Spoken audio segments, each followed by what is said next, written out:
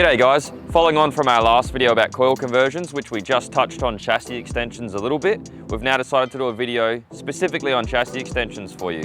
Here's a brand new Jmacx 79 series that we've just finished a chassis extension on. We'll run you through some of the details.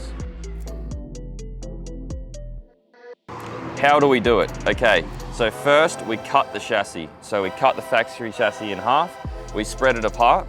We then have some internal bracing that goes inside the chassis to make it nice and strong. We then have the actual extension piece and then some external bracing underneath to make it really strong and rigid. There's a whole heap of other components that need to be modified or swapped out. We have a longer tail shaft, we reroute the wiring, we extend the brake lines, we extend the fuel lines. Basically everything on the vehicle needs to be adapted for that longer chassis length. So why are we going to all this effort? Well, there's a few reasons for doing a chassis extension. There's many vehicles that do get chassis extensions, but the Jmacx 79 is definitely one that benefits the most. You do get a little bit more tray space, which is a minor advantage, but the biggest advantages come from handling and ride comfort.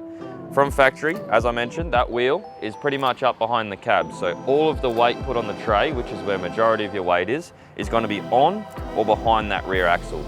It makes them very rear heavy, which makes them not the most pleasurable thing to drive, and definitely off-road performance is definitely restricted. By moving that axle back, we're able to get more weight in front of the axle. We shift weight onto the front axle, which makes the handling much better due to that load distribution.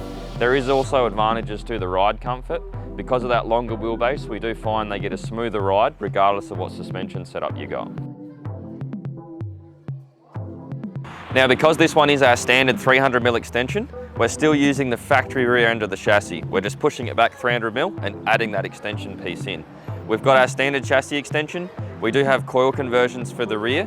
If you're looking at doing both, we also have the Jmacx Super chassis. With that option, rather than cutting and extending, we cut the standard rear end off and we put a whole new fabricated rear clip on. It's much stronger than the standard one. It has an inbuilt tow bar, inbuilt long range tank, inbuilt rear winch cradle, and that incorporates the coil conversion and the chassis extension all into one modification. So if you're looking at the chassis extension and the coil conversion, we'd recommend going for the Jmacx Super chassis, which also gives you a higher GVM and an increased tow capacity.